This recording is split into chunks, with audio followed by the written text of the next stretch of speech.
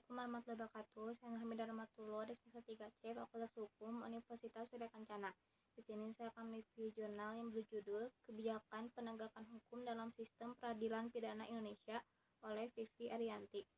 Penegakan hukum merupakan suatu keharusan yang dijalankan negara dalam melindungi warganya, karena penegakan hukum adalah menegakkan nilai-nilai kebenaran dan keadilan. Usaha penanggulangan kejahatan dengan hukum pidana pada hakikatnya adalah bagian dari usaha penegakan hukum pidana. Penegakan hukum pidana diwujudkan melalui suatu kebijakan hukum yang merupakan bagian dari politik hukum nasional. Hal ini melibatkan berbagai unsur dalam negara, mulai dari pembuat undang-undang, aparat penegak hukum, sampai warga negara. Kebijakan penegakan hukum pidana dapat dimulai dengan pembentukan produk hukum yang tepat dan sesuai dengan perkembangan masyarakat. Adapun kendala yang dihadapi penegakan hukum dapat bersumber dari perundang-undangan, aparat penegak hukum, dan budaya hukum masyarakat. Kebijakan kriminal yang menjadi pilihan bagi penyelenggara negara di Indonesia merupakan upaya untuk mengatasi kejahatan dan mewujudkan ketertiban dan kesejahteraan sosial.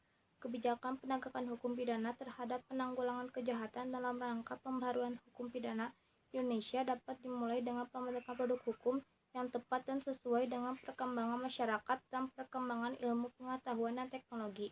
Misalnya, aturan hukum pidana yang terkait dengan perkembangan teknologi informasi, internet, dan bentuk-bentuk transaksi elektronik yang melahirkan Undang-Undang Nomor 11 Tahun 2008 tentang informasi dan transaksi elektronik. Kendala yang dihadapi dalam penerapan kebijakan penegakan hukum pidana terhadap penanggulangan kejahatan dalam rangka pembaharuan hukum pidana Indonesia dan bagaimana upaya dalam mengatasinya dapat bersumber dari peraturan perundang-undangan yang tidak menyesuaikan dengan perkembangan zaman.